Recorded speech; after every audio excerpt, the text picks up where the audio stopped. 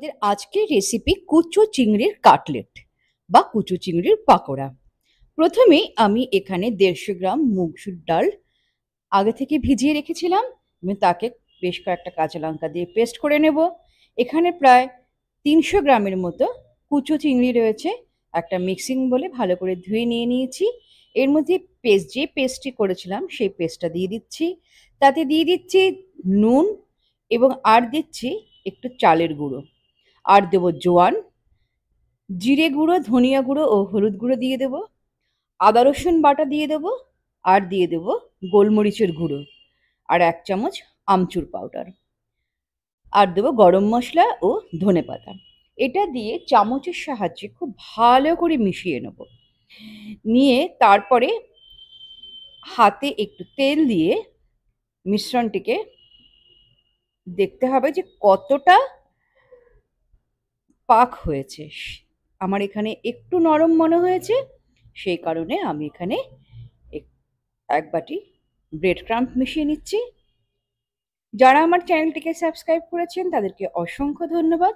আর যারা এখনো করেননি প্লিজ সাবস্ক্রাইব করে পাশে থাকবেন। পাশে থাকা বেল আইকনটিকে প্রেস করে রাখবেন যাতে আমার রান্নার রেসিপি নোটিফিকেশন সবার আগে আপনার কাছে পৌঁছে যায়। কড়াইতে তেলটা খুব ভালো করে গরম করে নিয়েছি। এইবারে কাটলেটগুলোকে আবারও ব্রেড ক্রাম্পের মধ্যে ভালো করে এপিট ওপিট মাখিয়ে একটু 10 থেকে 15 মিনিটের জন্য রেখে দেব এবং তারপরে এটাকে মিডিয়াম হিটে এপিট ওপিট করে ভালো করে ভেজে নেব। ব্যাস তৈরি হয়ে গেল কুচো চিংড়ির কাটলেট বা কুচো চিংড়ির পকোড়া।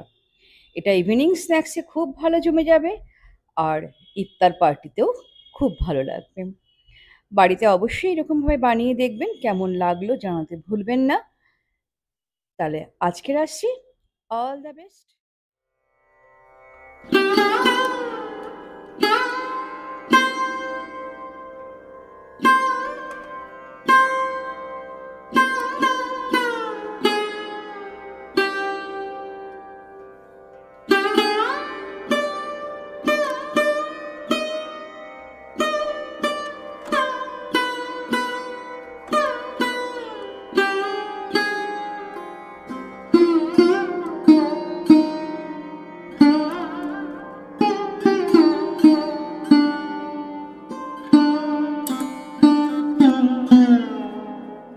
Mm-hmm.